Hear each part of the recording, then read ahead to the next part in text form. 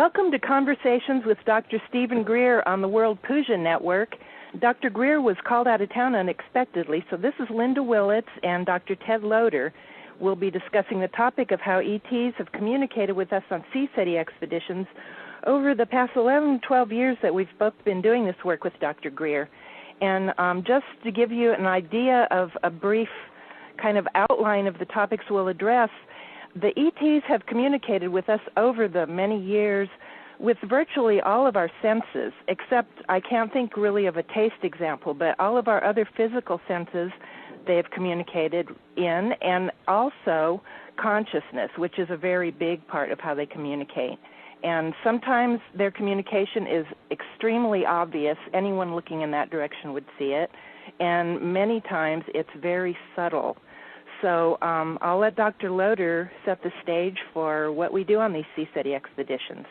Well, thank you very much, Linda. It's a pleasure to be with you. And doing this, you and I have spent, I don't know, who knows how many weeks, dozens of weeks in the field together, observing and learning about ETs and how they connect with us. So it's going to be fun to talk about this.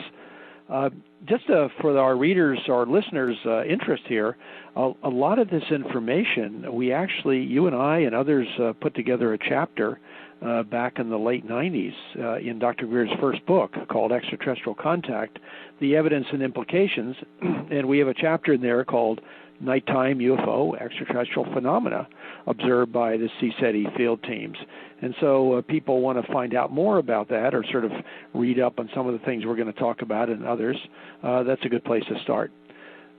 So definitely. Let me set this. And it's funny because we keep needing to do addendums to that chapter because so many more things have happened over the years. That is so true. In fact, when we wrote that back in 98 or 99, I guess December 98 is when I put it together.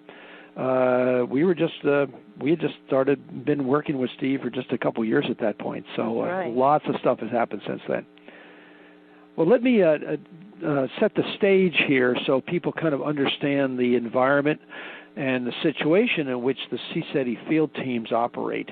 We typically will go out in the field somewhere in a quiet, away from civilization and away from house lights and road lights, et cetera, area, although many things can be seen in those areas too, but we typically take a team in the desert, in the Joshua Tree, or sometimes in Colorado and places, et cetera.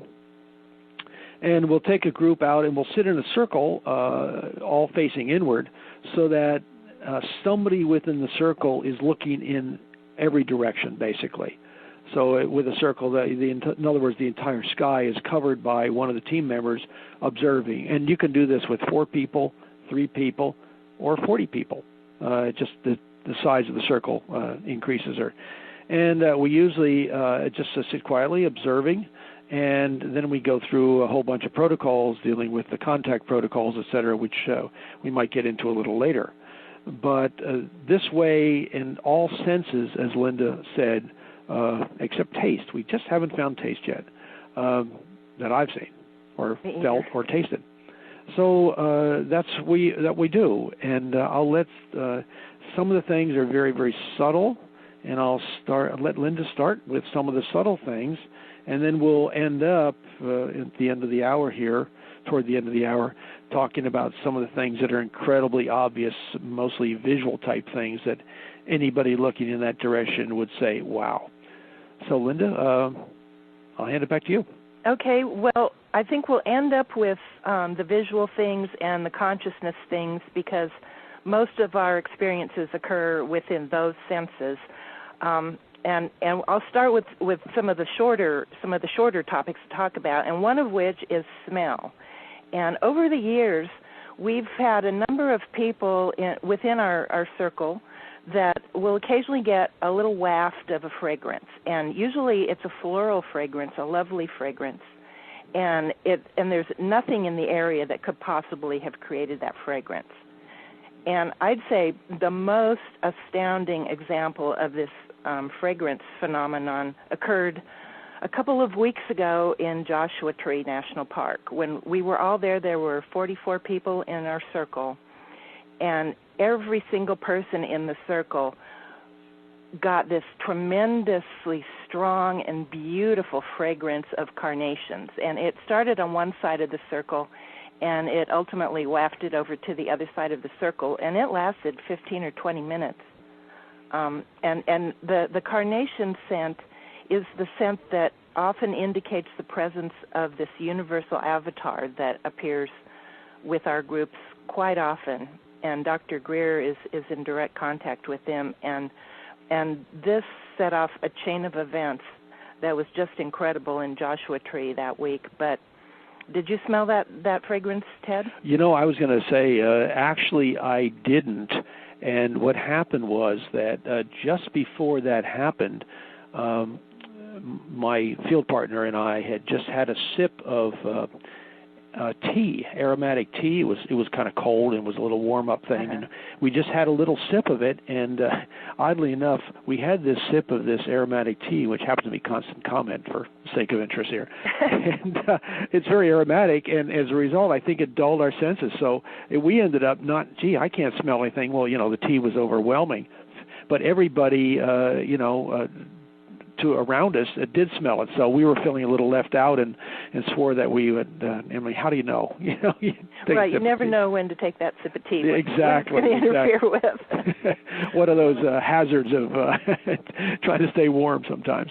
You were also sitting on the far side of the circle. That's right. From Dr. Greer and myself, and obviously Dr. Greer is the center of a lot of the effects that we experience, and so so we got the strongest aroma in the area of the circle where I was sitting, and then it became lighter as it wafted over. But this is, we're in a desert. It's sandy. There's a few little plants, dry as a bone, and really no smells in the air, and this wonderful aroma of carnations came through the whole group. So, right. And by the way, just so people know that whenever something like that happens, we point it out, or it's pointed out by Dr. Greer or one of the team members, and then we just sort of check with people, has anybody had hand lotion out, or any of that sort of thing that might contribute. And when the answer comes back, no, everybody's just been sitting there quietly, kind of observing and being quiet, you start to realize this is an external phenomena to the group, and it's quite impressive, actually. It's quite awesome. Yeah, it was. So so that's a pretty strong example of the fragrance phenomenon that we've experienced. And as I said, some people more individually, not necessarily the whole circle, but just little groups of people within the circle or individuals have also experienced that. Mm-hmm. And probably the next sense I'd talk about would be hearing. And, yep, I would agree. And we have had, sometimes the sounds are sounds that can be recorded on a recorder. I've had my recorder running many times when we've had an anomalous ET sound, and by anomalous, it's no animal sound. We've almost always in our groups got some local people who know the local animals in the area, and we've also, we spend a week out in particular areas, so we have an opportunity to hear any of the local birds or animals that might make a sound. And usually the ET sound will be somewhat electronic sounding and anomalous in that sense. And there's one that happened in Mount Shasta in 2005 that I had my recorder running because Dr. Greer was doing one of his guided meditations. And not coincidentally, he left, he kind of paused for a moment. And during that pause, this sound occurred about 5 people to the left of me and kind of behind the circle. And it did get recorded on my recorder, and we've got a loop of it on the CSETI, CSE.org website, CSETI.org website.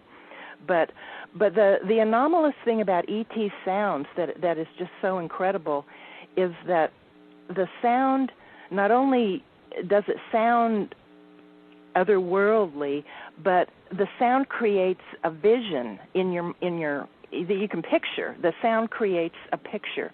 And this particular sound that happened in Mount Shasta, myself, I saw it as a string of large, dark, kind of gray pearls. and every pearl in the string, it was a trilling sound that had several different, number of trills to it. So every trill was a pearl, and several other people, like a lot, 7, 8, 9 people saw that same thing as that sound as a string of pearls. And there's been other sounds that I've had, like an arrow of sound go in my right ear and stay in my head, not come out my left ear. And it sounds like kind of painful, but it wasn't. It's really interesting. And, I mean, you would swear that it was an audible sound that could have been recorded. However, when that particular event happened in Crestone, Colorado, I had my recorder on, and I did not record it. That sound didn't appear on the recorder. And not only did I hear that, but Dr. Greer to my right heard it. A number of people on either side of him and the other side of myself heard it. And then it was strange because some people on our side of the circle didn't hear it, but other people on the totally opposite side of the circle heard it. It's very anomalous, and I think that's an interesting thing to point out, that there are various reasons why some people hear the sounds and other people don't. In some cases, the sound appears to be very directed, say toward one side of the circle or another. In other cases, the sounds are very high frequency, and some of the older folks in the crowd don't hear those very high frequencies, so they may totally miss it. Or they may be wearing a big hat to try to keep warm if we're out in the winter, if you will, and they kind of miss it because they're wearing a big hat. And we try to, in the field, is put off wearing any kind of hat as long as possible, or at least not covering the ears as much as possible, in order to be able to hear these anomalous types of sounds, which, as Linda said, can be sort of a clicking or a trilling, but also a buzzing, a humming, or sometimes a screeching type sound. We've heard all kinds of different sounds, including kind of shuffling behind the group as though somebody was walking when everybody was sitting in their seats and nobody else around. And oftentimes the sounds would be omnidirectional. For example, we actually even did have that happen in Joshua Tree a couple weeks ago, where Dr. Greer and I and several other people had walked out on a path right at the very beginning when we first arrived at the field site while other people were getting set up. And we walked out there, and suddenly this ET anomalous sound occurred, and we were standing in a tight little clump at the time looking at stars and talking, and each of us heard it coming from a different direction, and we should have all, being in the same little clump, we should have all heard it. If it was an earthly sound, we would have heard it, coming from the same direction. So it's omnidirectional, which is also really mysterious. I might mention in terms of sounds that one of the sounds that we often play when we're in the field site was a sound recorded in a crop circle in England by, I believe it was the BBC, with high-quality video recorders. And that was actually went on for quite a bit of time, several minutes. And it's the one thing we often play in the field because it's a very interesting sound, particularly when it's slowed down a bit. That's right. Good point. And we do. We play it. We play these tones. We call them the crop circle tones, and we play them in the field, and we transmit them with little hand walkie-talkies out into space.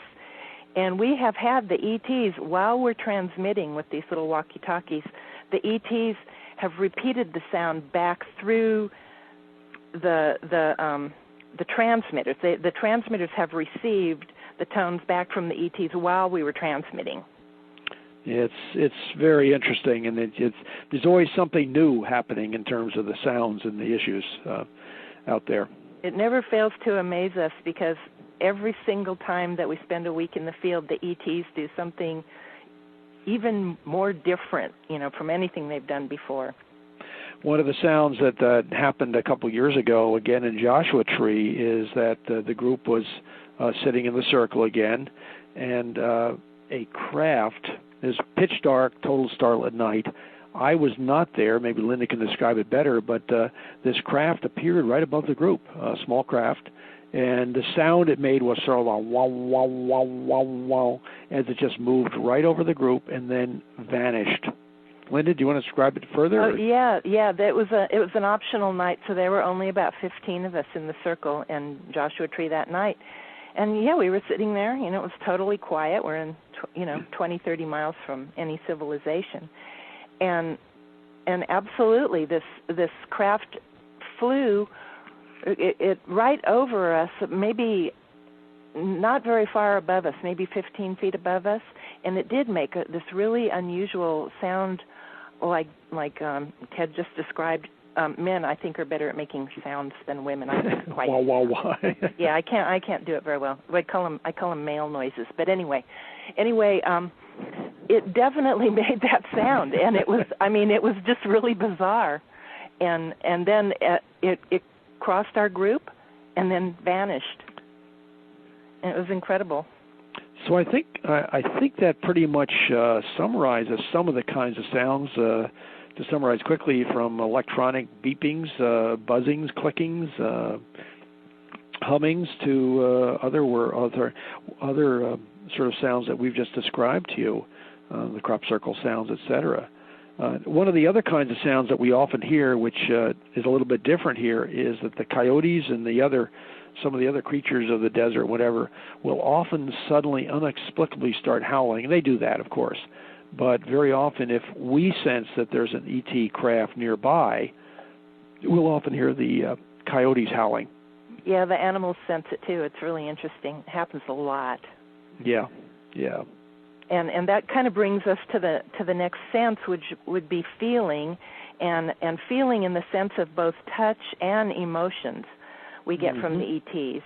And a number of us have been touched over the years. Many of us, literally, where you're standing or sitting and you think that one of your team members has come up and laid a hand on your shoulder or something, a touch that obvious, and you look and there's no one there. Yeah, people very often during a sort of a contact event, as we describe it, will have incredibly emotional feelings of warmth and love. Sometimes so strong, people are actually sort of moved to tears and describe the thing in a broken voice because they're so moved by it. It's I know it sounds a little bizarre, but this is happening. So if people sort of open up, when we're in the field, people sort of open up their heart, if you will, and put it in those sort of terms, you can very often feel that those sort of feelings as well. It's quite wonderful, actually. That's true, and oftentimes many of us in the group can detect the same sort of theme of the night. Like sometimes we are really, like Ted said, just overcome by the feelings of love that we're getting from the beings around us. And other times we'll get a sense of playfulness and joy, sometimes a sense of real seriousness.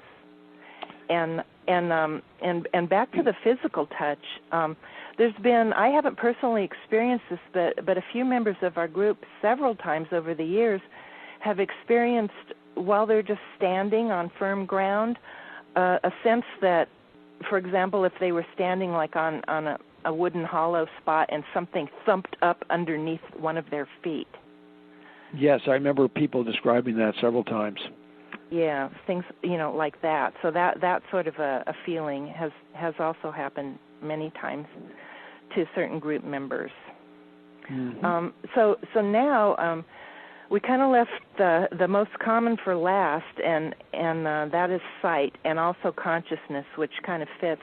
ETs communicate all the time with us in consciousness, and often, we're usually in a meditative state when we go out there. Dr. Greer does these most wonderful guided meditations, and so for the whole night that we're out there, we're in a meditative state with expanded consciousness, and we're detecting subtle communications from the ETs, telepathic communications, and then visual things, which range anywhere from totally obvious, just incredible things that happen. ET craft come into our atmosphere and they're just glowing brilliantly, where anyone who's facing in that direction would see it. And actually some of the things we've seen have been reported to the UFO reporting service online. We've gone back and checked later.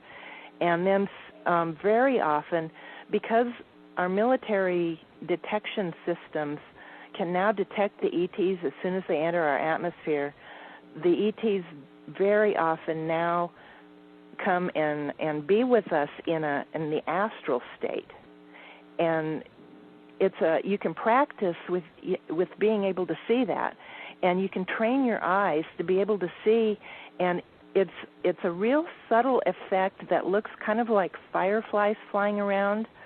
Only we typically do this work in the western dry areas where they don't even have fireflies, for one thing, but it's like a real subtle sparkling that you'll see, and ETs often appear as literal ghostly shapes. I mean, they're kind of foggy and just shaped like little ghosts or large ghosts, depending on their size, or little shapes of sparkles. The interesting thing about that is that the actual awareness of that phenomena ranges depending on who is observing, from I don't see anything at all to some people who will see just a little gray sort of an area that's sort of lit up, as almost like Casper the Ghost, or without the big smile, and so a little more obvious to somebody who puts their eyes into sort of a soft focus and just watches an area, to sometimes areas which actually almost light up. Sometimes you can bring your hand through that area and your hand will sparkle. It's quite an amazing phenomena. And right on up to some of the team members have actually been able to resolve and actually see humanoid ET form, and be able to describe the ET right on down to the size, what the ET is wearing, and what they look like. So, and yet somebody else standing right beside you may not be able to see anything at all. So there's a training of your perception that goes on. And people say, well, that's impossible. Everybody can see things. But let's think about this for a minute. There's wavelengths of light in the UV, higher energy, and then the infrared, lower energy. That some people can see further into those wavelengths or frequencies than other people. And some of these phenomena are occurring just outside our normal visual perception areas. And so you have to sort of train yourself to see some of these things. And I've been standing beside people who are telling me, well, don't you see it, or see the ETs right in front of you? And all I'm seeing is a little glowing area, and this person is able to describe the thing, the ET, in complete detail. So, and have it confirmed by others in the group, right on down to the details. So it's a very interesting set of phenomena. So we find very often that people who go into the field with us for the first time or two say, golly, I can't see anything, and yet other people describing describing the ETs in detail. That's right. Some people just have that capability more highly developed, but I think virtually everyone for sure, can train themselves to see the sparkles or the kind of cloudiness. I know that I couldn't see that initially, and now I'm pretty good at it, and it really is interesting because I've thinking to an experience in Joshua Tree again, where we were walking out on this particular path, and there were ETs that were very brightly lit. I was seeing them as kind of ghostly shapes, but glowing. They were bright. They were really obviously bright. And then a military aircraft flew over really low. I think it actually detected them. And they dimmed down so that you couldn't see them anymore. And then after the plane left, they brightened back up again. And we've seen that happen with actual ET saucer-shaped crafts in the field. One time we were doing a training in Arizona, and our circle was on one side of a small mountain, and over the back of that mountain, for the whole evening we were out there, we saw kind of a rosy glow, and we're wondering what it was because there weren't any lights at all in the area. And so as we were leaving, we went out a road to the highway, and I was in the vehicle with Dr. Greer and some other people, and we stopped and we looked back, and there, nestled against the other side of that little mountain that we had been on the opposite side of, was a distinct saucer-shaped, like foggy area that was glowing in a rosy color. And this is again in the Arizona desert where it's bone dry, and so there really is no opportunity for fog, and so we saw that foggy shaped craft that was glowing kind of rosy, and then there were 2 or 3 other crafts that weren't necessarily rosy, they were grayish more, but they were also glowing.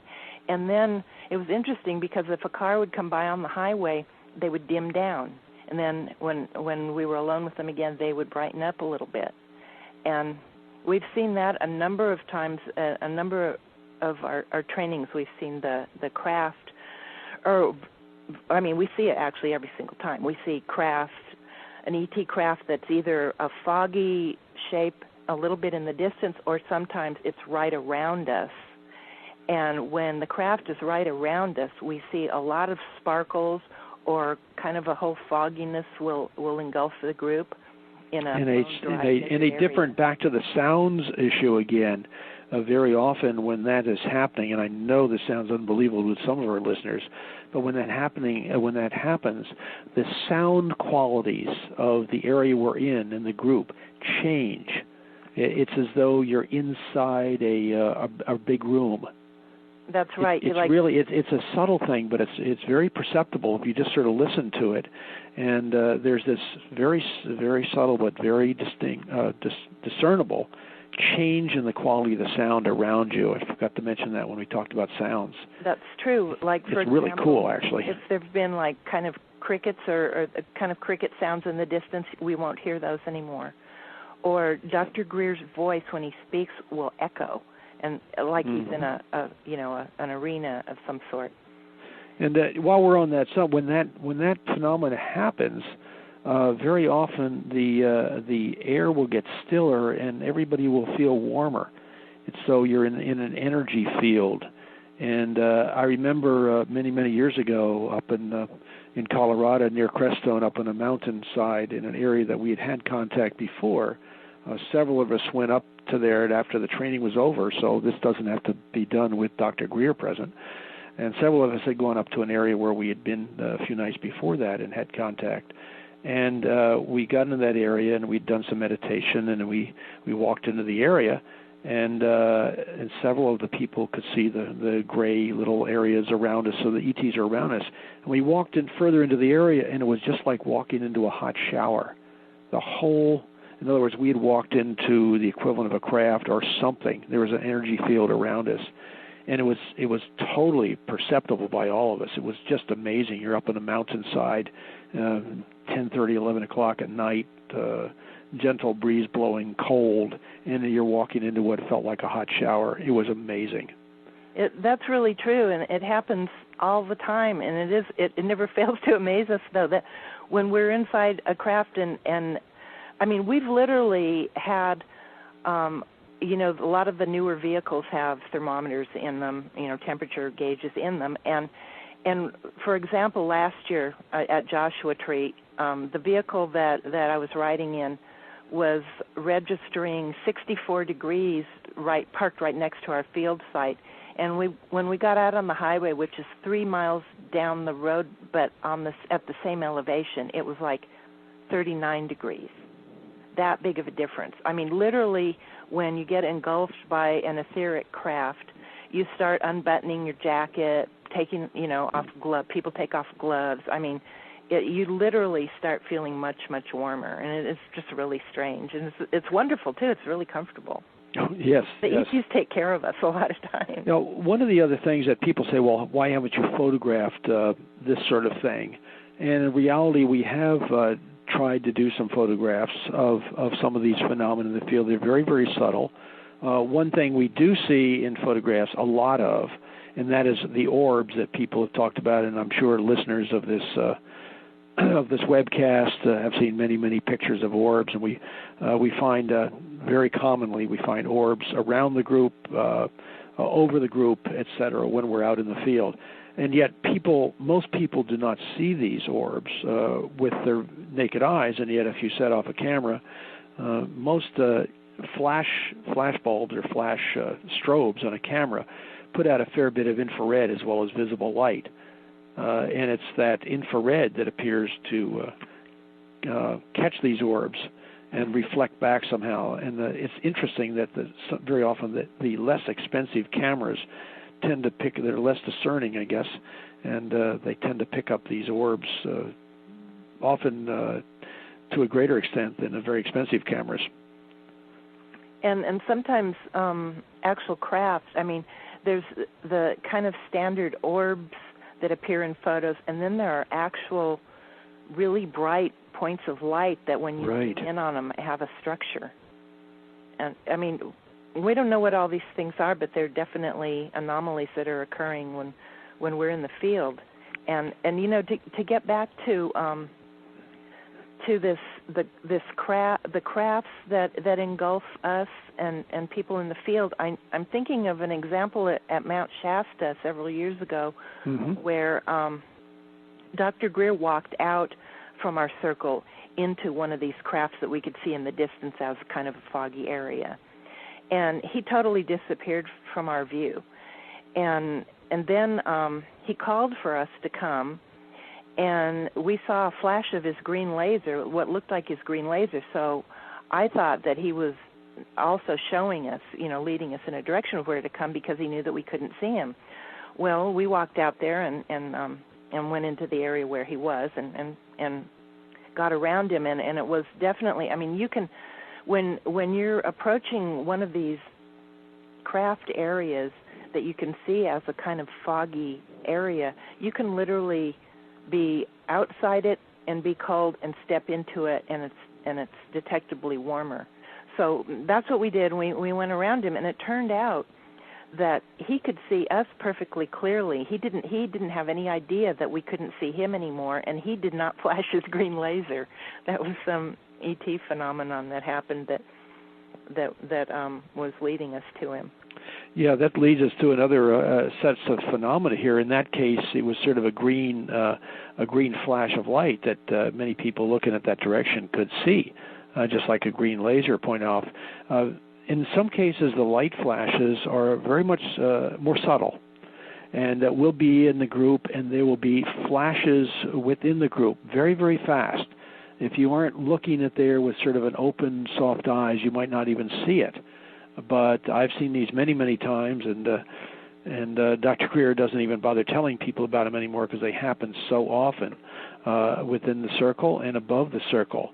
Now, those are very subtle, and sometimes they appear to be some kind of a probe. A couple years ago in Charlottesville, Virginia, at a training, one of the attendees had set up a Sony night shot video camera and just taking night shots, continuous video of the group. And in several frames, he has light objects sort of zipping through the group. And in one, there was this very complex structured, apparently a device, a communications device, but in the etheric that showed up in the video camera and yet doesn't show up in the frame before or after.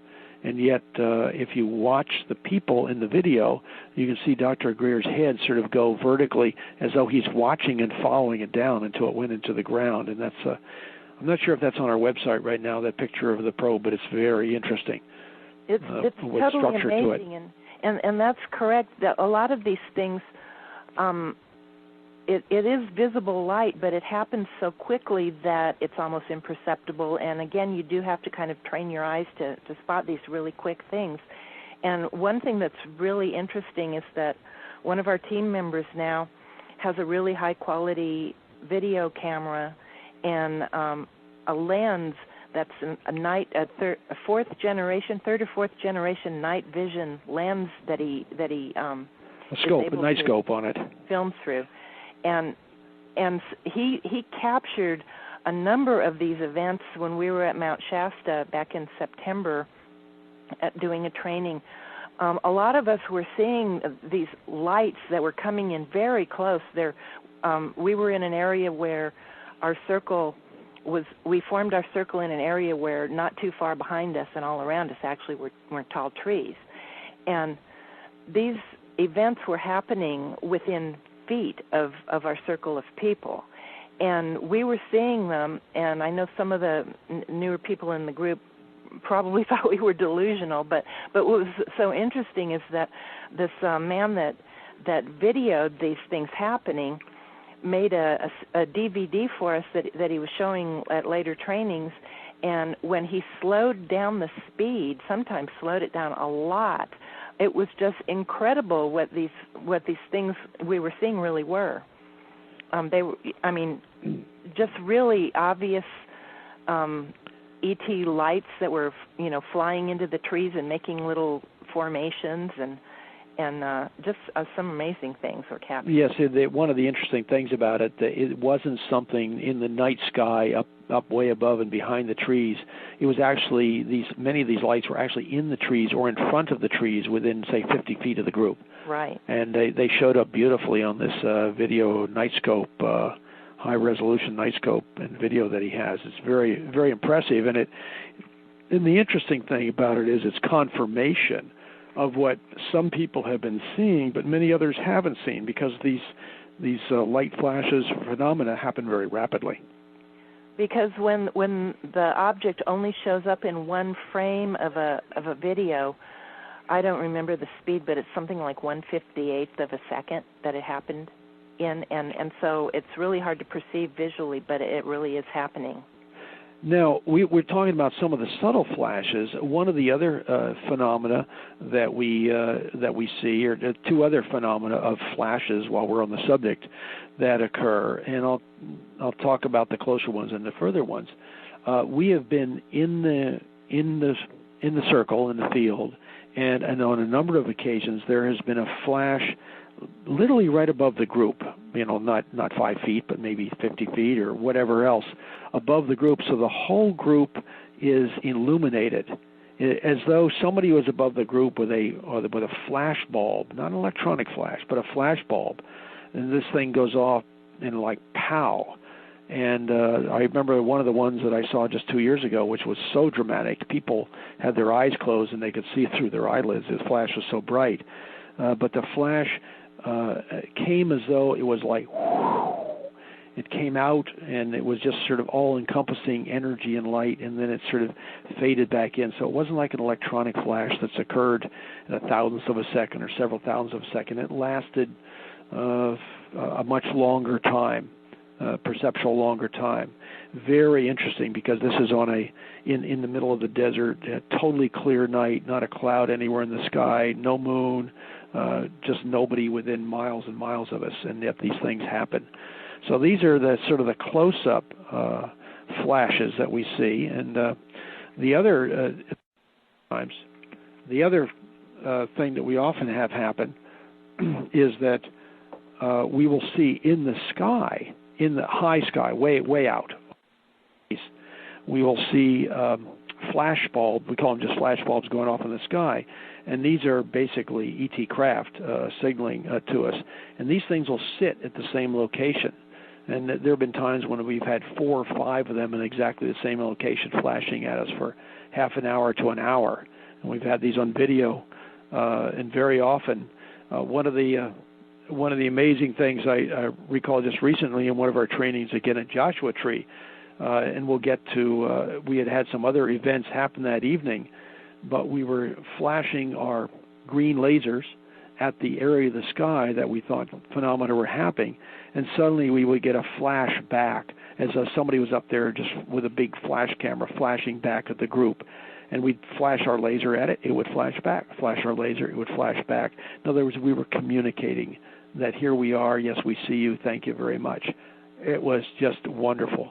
And these flash bulbs in the sky happen at every training. It often happens all several the different time. nights. Yeah, and they definitely interact with our laser flashing. Absolutely, definitely, and that brings to mind the quality of ET light is not like light bulbs here on Earth. It's so different, and it's amazing. Like we have seen literal flashes that might occur as though someone flashed a flash camera right, say at chest level among us. Only, it's that brilliant, that bright, and there's no flash cameras. Nobody's doing it. It's an ET light. I've also seen ET light that looks as though, say, someone had a relatively strong flashlight that they're holding horizontally, and, the beam would shine across sort of in a continuum of light. Only when the ETs do it, it's not a continuum. It, starts at a point and ends at a point. It is like a chunk of light. They can make a chunk of light. I've seen that a number of times. And the light, it has a color and a quality that is just, you just know it's not an earthly light, even if it wasn't in a strange chunk form. Or we've literally had an ET craft come above us and spotlight us on the ground in a blue light. And we've had flashes, just disembodied flashes occur, bright flashes that anyone could see, in among us in the field, by our hand, by our knee, whatever. It's so many things have happened with light. It's just incredible. And once again, it's interesting because not there's some flashes that everybody who is conscious sees without any question about it. Like, wow, what was that? And there are other times it's much more subtle that say only a few people may see some sort of flashes. That's right. One time we were in Joshua Tree again, and this was years ago, and it was a moonless night. And it should have been pitch dark, and we were literally seeing our shadows, like our moon shadows. And suddenly we kind of all started to begin to notice that, why are we seeing our shadows when there's no moon? Why is it so bright? This is really weird. And as soon as we mentioned it, and this was, occurring for as far as the eyes could see on this flat desert plain. And as soon as we mentioned it and started talking about it, it was like the ETs turned off the light switch and it became pitch dark. Mm-hmm. And they do that a lot. Like, they'll do something subtle, and when we finally mention it, then they'll stop it, or they'll tone down the light or something. That's another communication, because they know that now we've noticed it, and they can turn it off or whatever. Yeah, you might be asking, as you're listening to some of this description, why on earth don't they just, show up with the spotlights on, the headlights on, the license plate lit up, or whatever else? I think it's our assessment that this is basically a training. They're trying to teach the group in a sort of a training mode to be conscious, to expand people's consciousness and to be conscious in different modalities of communication, not just, the spotlight on the license plate approach that most people say, well, why don't they just do this? Well, they're trying to, because they do operate for much of their existence or time, or certainly when they're in the Earth's operating field, if you will, they operate in the more subtle astral, if you want to call it that, astral form, which is there, but it's much more subtle. And so they're trying to teach us, as people contact with them, that how to communicate with them, how to observe and see them in that more subtle form. That's right, because, not only is it dangerous for them to appear on Earth in a totally materialized form because of our military detection systems, but it's really obvious on these trainings that the ETs are teaching us as well as Dr. Greer teaching. And it's so interesting that the ETs are participating in this. And it's just incredible because you really get a feeling of communication with the ETs. You begin yourself to communicate telepathically. And you can feel when they're communicating with you, whether it's profound. Sometimes they're humorous. The ETs have a great sense of humor. And I forgot to mention, I don't know how I could possibly have forgotten to mention when we were talking about the auditory phenomena that has occurred, one of the ways that they indicate that they're around and sometimes deliver information is through radar detectors. And I have a cordless radar detector that I bring out to the field, and I can go several trainings in a row without it making a peep, we're usually many, many miles from anything that could activate it. So when it is activated, it's due to detecting an ET being, where literally we have seen a ghostly kind of being walk across the circle, and when it gets right next to the radar detector will go off as it passes by. Or the radar detector will detect the magnetic fields of ET crafts that are coming in. But we've had this experience now 2 years in a row in Joshua Tree, November of 07, and this past November of 08.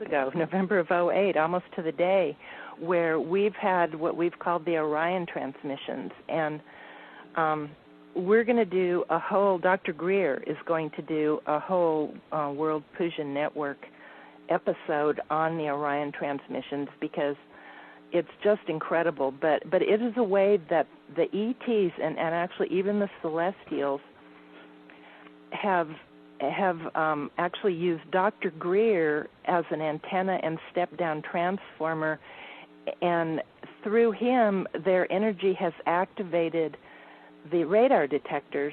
And this past year we had 2 different brands of radar detectors in the field that had 2 slightly different sounds, and literally these radar detectors, the one night were 8 to 10 feet apart, going off independently and sometimes simultaneously, but on different bands. And then the other night, they were literally 2 to 3 feet apart, going off independently and or simultaneously on same or different bands. And I'm not talking going off, just an occasional burst, which is what we've experienced in the past. In 2007, we had the radar detector go off continuously for 23 minutes, which just blew us away. Well, this past November, well, actually, it's still November, but the past couple weeks ago, the one night it went off, it started off going off kind of intermittently, maybe 30 seconds to a minute apart with its bursts, and ultimately ended in probably 55 straight minutes of 2 radar detectors going off together. Well, then one night it was almost 2 hours. And the one night, it was literally. It was quite amazing, and it was almost interactive about what was going on. And as far as we understand from what Dr. Greer has explained, that there was information being transmitted to the group, and he'll talk about that more in another World Puja program. But we've had the radar detector. It's anomalous for a radar detector to just make one small little chirp.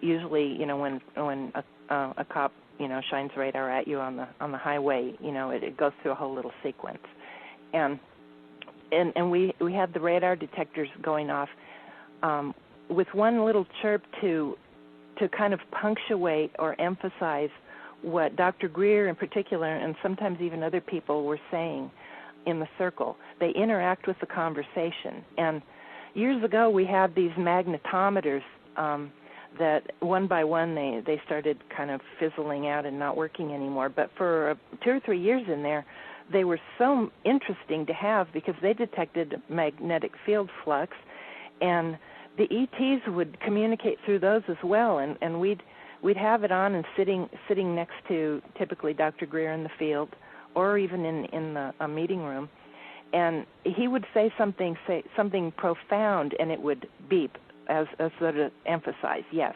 I mean, absolutely interactive. And then also, sometimes he would say something funny, and it would beep. I mean, you could tell the ETs actually have a sense of humor, and were communicating in humor as well. It was quite anomalous, to say the least, and absolutely fascinating to observe the interaction over a long period of time, not just one little beep, if you will.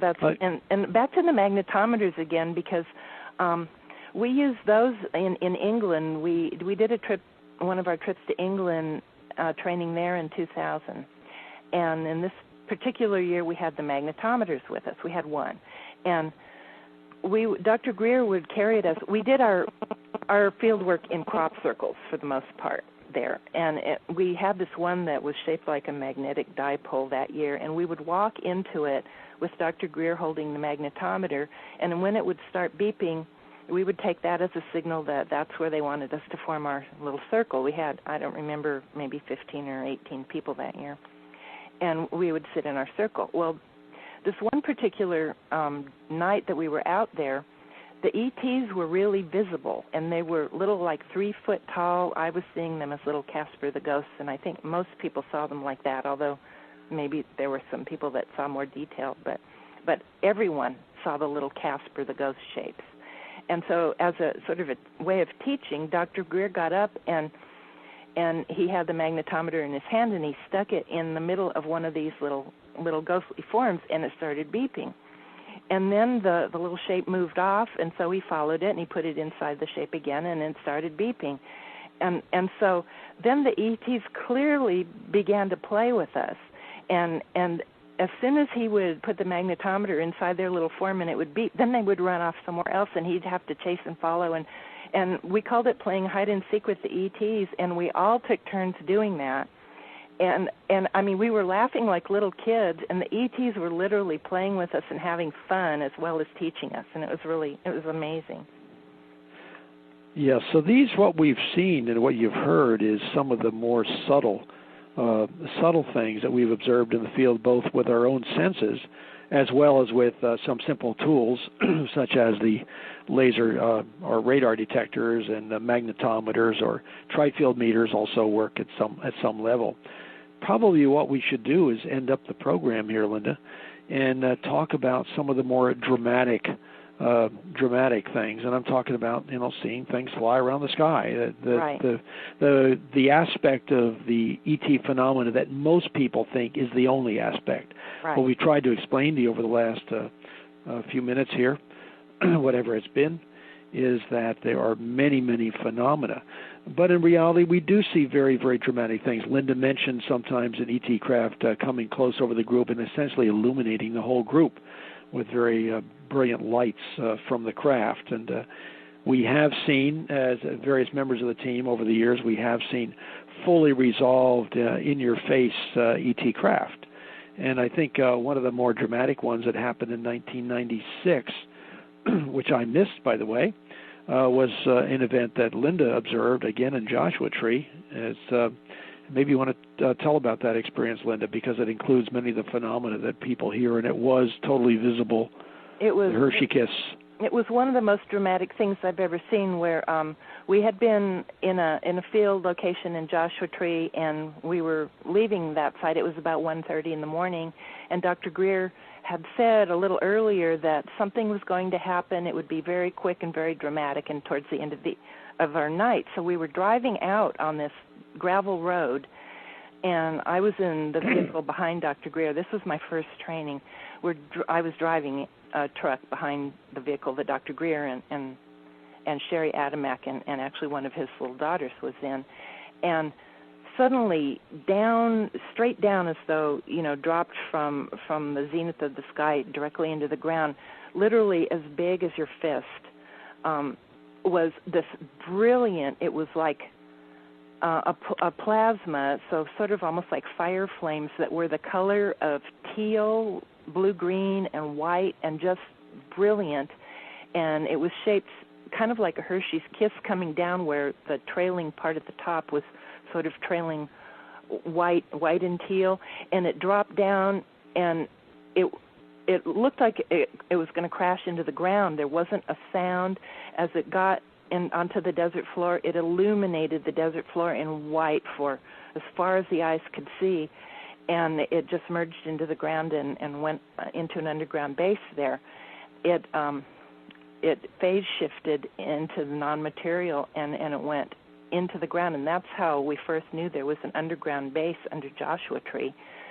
And this happened, it was, I don't know, maybe just half a mile from us on this flat plain, and so Dr. Greer spotted the exact location, and we went right there and to that spot and looked at it. I mean, it was totally undisturbed and normal, and we have that's how we have chosen one of our field sites in Joshua Tree and been back year after year after year and had just wonderful things happen in that location.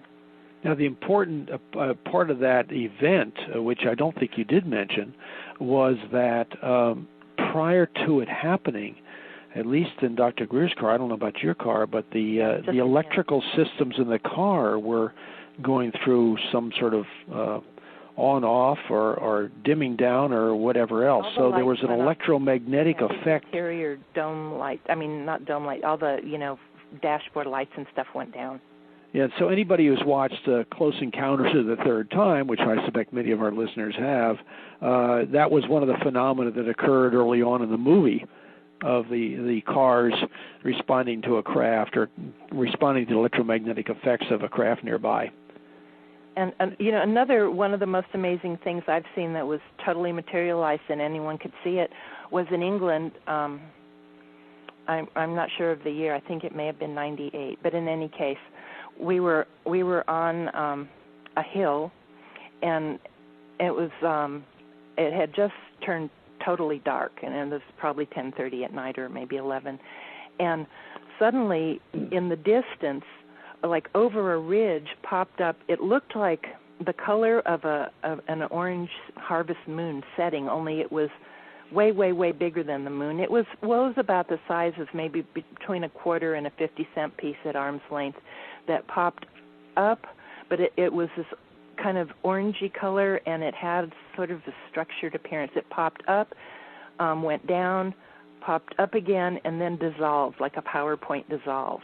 And it was quick, but everyone looking in that direction saw it, and it was utterly amazing. And oftentimes when we have something that obvious, or sometimes things even less obvious, military jets come into the area immediately to try to contain any big event that might be stirred up by us. Yeah, so we just got a couple more minutes here before we finish up this hour on the World Puja Network. Some of these things are discussed on our website, www.CSETI, that's CSETI.org, and you can find out more about what we've observed there. I wanted to finish up with some of the really obvious things that we've seen. And, when you're out in the field, particularly early on in the evening, the first couple hours after sunset, one often sees satellites going over. And many of you have seen satellites, I'm sure. In fact, I'm sure all of you have seen satellites going over, as a brilliant light just sort of flying across the top of the sky. Many of them are satellites. Every once in a while, the ET craft will look just the same. And we have seen these ET craft. We'll flash a laser at it, it'll flash back, or it will do a right turn. And when something like that happens, this is not a satellite, or when it happens at local midnight, which is when the Earth, when the sky above the Earth is in total shadow from the sun, and the sun is not going to illuminate any satellite, and that occurs, approximately an hour and a half, 2 hours around local midnight. And so when you see satellites or objects moving across the sky around then, they aren't, they're probably ET craft, although they may be some man-made craft that fly high like that as well.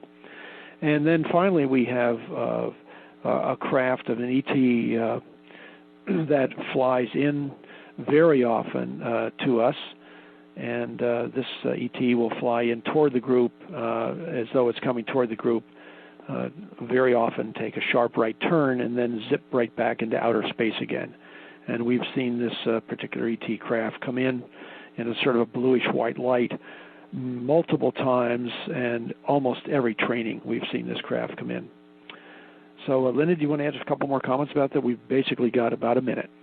Well, I'd just like to point out again that these are not sky watches that we do where we see all this activity. We are actually communicating in consciousness through meditation with the ETs, and so that's why they're communicating back to us in so many different ways, because there's people on Earth that are communicating with them, and they're just thrilled. It's amazing. They're thrilled to find, this small group of people on Earth who are actually communicating with them, and we are establishing a relationship with these ETs, and that's why we have all this interactivity.